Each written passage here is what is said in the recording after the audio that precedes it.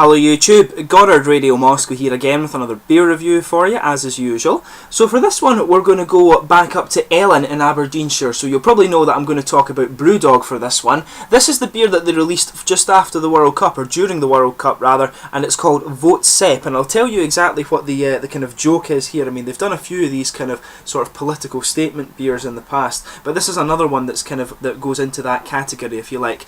But as is usual then with my beer reviews, I'll take you through a very short history of the brewery. It will be very short because I've done numerous Brewdog beer reviews for you before. As always though, if you aren't interested in that, just fast forward a few minutes into the video and you will get straight to the tasting section. The brewery website is in the video description for you below, along with the link to my other Brewdog beer reviews, and I think there's about 40 or so of these now, so check them out. So anyway, Brewdog were founded in 2007 by two guys, James Watt and Martin Dickey. They were originally based in Fraserburgh in the very northeast corner of Scotland, but they are now based in Ellon in Aberdeenshire, which is about 20 miles to the north of the city of Aberdeen, the oil capital of Europe. These guys are very well known for being a very experimental brewery. They're largely inspired by the American craft brewing renaissance, and over the last 7 or 8 years they've really began to boom. They started off with their little brewery and they opened up a brew pub in Aberdeen, but since then, since 2009 when that opened, they've expanded, and pretty much every major city in Scotland and now in England has one of the Brewdog brew pubs, and they're also expanding further afield. There's Brewdog sites in Firenze in Italy, there's also Sao Paulo in Brazil, Tokyo in Japan, and there's 2 in Sweden, which I think is Gothenburg and also Stockholm. So if you're in those areas, check them out. You get some very, very good beer here. But these guys, they tend to have a kind of core range of beers. There's about 7 or 8 beers in the core range, but then everything else they brew is pretty much a one-off or a kind of rotational brew if you like, and that's the only downside to these guys. They brew so many good beers, but you will only find them once, so you really need to kind of keep up to date with them with their beer. And that's actually one thing they should maybe change, is that you can actually store beer and they'll keep one for you before you buy it and things like that, because that way you can, instead of having to buy 24, like fill up the beer with everything else just to get one, it makes it a little bit easier. So hopefully we'll see that from them in the future. But the other thing that's cool about this brewery is that you can actually buy shares in them and get discount in the brewery shop and in the brew pubs and stuff like that through the Equity for Punk scheme, and this is how they basically fund a lot of their infrastructure. They've got that new facility in Ellon, and it was pretty much funded by people who wanted to invest in the brewery and have these shares. So a very, very cool brewery nonetheless, and that's your sort of brief history of the Brewdog brewery. These guys are a very interesting company if you're into studying that sort of thing. You know, their rise has just been kind of meteoric if you like. But anyway, as I say, that's your little brief history of the Brewdog brewery. They've got bottle shops coming out as well now, so keep an eye out for those. The first one's in London and the second one is going to be in Aberdeen apparently. So we'll get on to the actual bit about this beer itself. I'll bring up the camera and let you have a little look at the artwork on this one.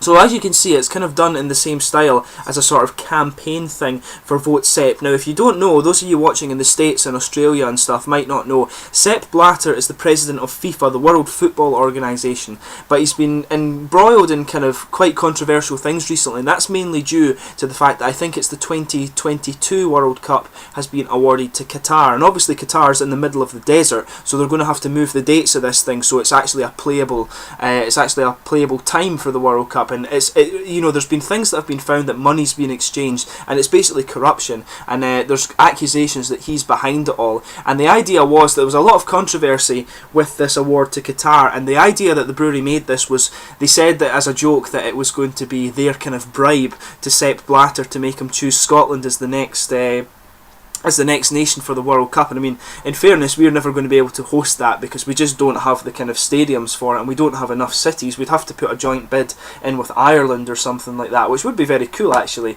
but it's never going to happen, let's put it that way. But we'll get on to the tasting of this beer now, and it says here, Vote Sepp, this incorruptible Hibiscus wit beer is delivered with a nudge and wink to our tireless football Führer, Mr. Blatter. Best served from brown paper envelopes to aid drinking with greasy palms, Vote Sepp is the official beer of Scotland's unofficial bid for the 2022 World Cup. Every bottle toasts the beautiful shame of FIFA, every bitter sip is sweetening the deal, and it's got a hashtag underneath it, Beer Berries. Brewed and bottled by Brewdog in Balmacassie, Ellon. And it has a little bit on the side, it just says, at Brewdog we are selfish, we make beers we want to drink, we are dedicated to making cool, contemporary and progressive beers, showcasing some of the world's classic beer styles, all with an innovative twist and customary Brewdog bite, made with barley, wheat, hops, yeast just water and hibiscus, this one apparently. So this guy, as you've probably guessed by now, it's a Belgian, sort of Belgian style wit beer, and it's 3%, 3.4% by volume, and it's brewed with hibiscus. So let's get this guy out and we'll get on with the tasting here.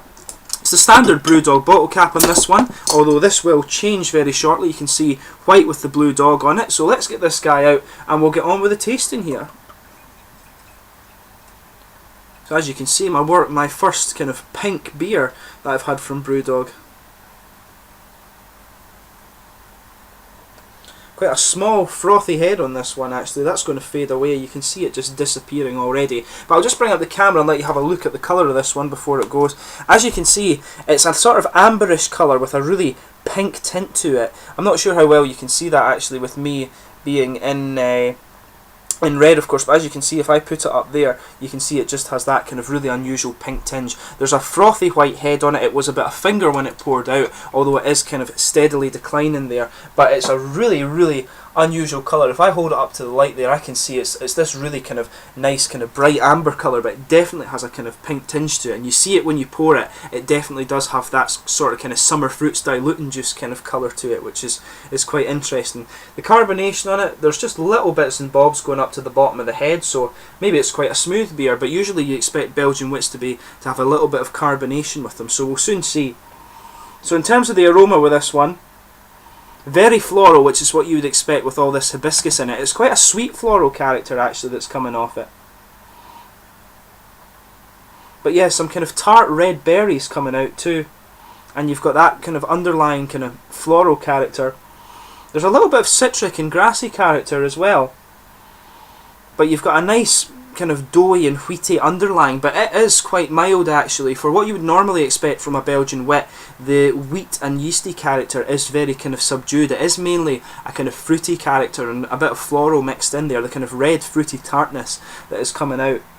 But there is just a little bit, you can pick it up. When you sugar it about, you start to get a little bit of the grassy character coming out, and the floral mixes with that. But it's very interesting nonetheless. So let's give this guy a taste and see where we get on. So vote Sepp for incorruptible practices from FIFA.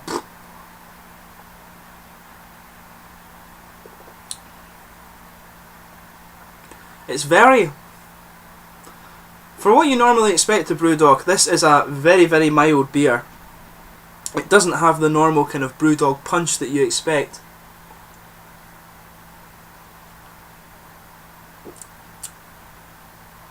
Yeah. To me, it doesn't seem like it's a Belgian wit at all, actually.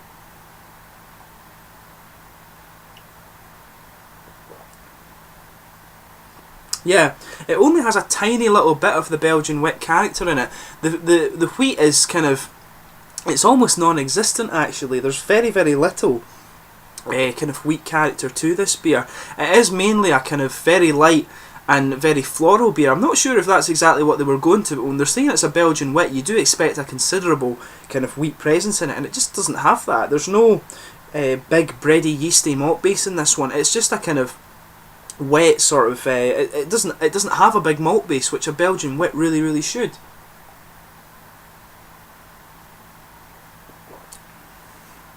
But the most prominent thing, you've got a lot of the floral character. But it's even not that sharp, you know. I always say that floral character like hibiscus should be in complement and used as a sort of complexing agent for the beer. But with this one, there's nothing. There's not a kind of backbone to that you would want to complex. It's just there's nothing really to this beer. But it does have a little bit of kind of tarty fruitness. There's a wee bit of grassy character and just a little bit of citrus in there, but the main thing that's coming out of this one is that it's got this floral kind of sweet, ready, kind of candied fruit floral character to it as well. But it's really kind of... It's not got that much to it. As I say, when it's a Belgian wit beer, you expect it to be quite full and to have all of this kind of thing going on in it. And this beer, just doesn't have it. It's the first Brewdog beer that I'm just like, you know, what is this? It just doesn't have it at all.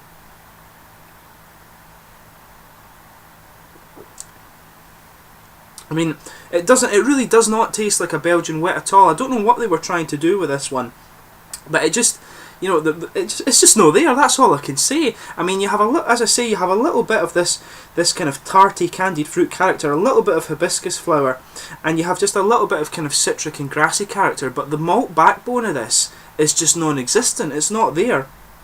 In terms of the mouthfeel, though,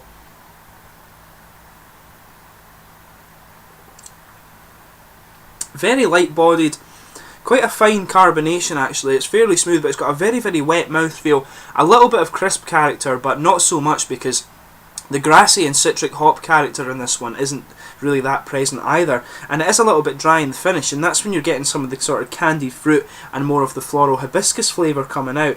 But overall, I mean, in terms of a Brewdog beer, I have to say this one is a little bit of a disappointment. You know, I very rarely I've never found a Brewdog beer. I've found one or two that I could say, one I just didn't like, and that's just down to me. But this one, I just don't think they've got it right. I mean, it's meant to be a Belgian wit, and there's no malt backbone to it. So I think they've maybe screwed up a little bit on this one, in honesty. But I mean, it's interesting in the fact that it lets you pick out the individual hibiscus flavour. I'm not sure if that's exactly what they were going for, but you know, this isn't the usual standard you expect from Brewdog, which is a little bit disappointing. I'm not sure if that's meant to be, you know, a statement, as they did with Fake Lager. Fake Lager was kind of a bit of a more bland beer, but that was because people complained that they were doing all these fancy ones and they wanted a more simple beer. I'm not sure if that's the same idea that they're doing with this one, but it certainly isn't the standard you would expect from Brewdog.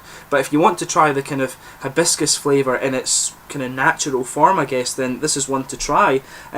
So, you know, yeah, and honestly, overall, a little bit disappointed with this beer. It doesn't have the Belgian wit character like it says it would. I would expect something a bit more when it says a Belgian wit with a kind of sort of hibiscus character to it. But you know, that happens with beer sometimes. Brewdog produced a hell of a lot of good beers, and for them to kind of have one that isn't so great, it's disappointing. But you know, some things can slip through the cracks, I guess. But anyway, I hope you've enjoyed this beer review. As I say, give it a try if you want to try something that's very, very different actually. But I hope you've enjoyed the beer review nonetheless. Let me know in the comments section your own thoughts on this beer if you do happen to have tried it, and please like, subscribe, share, all the usual YouTube stuff. I'll catch you soon with another beer review, and there will be more Brewdog beer reviews to come. Cheers.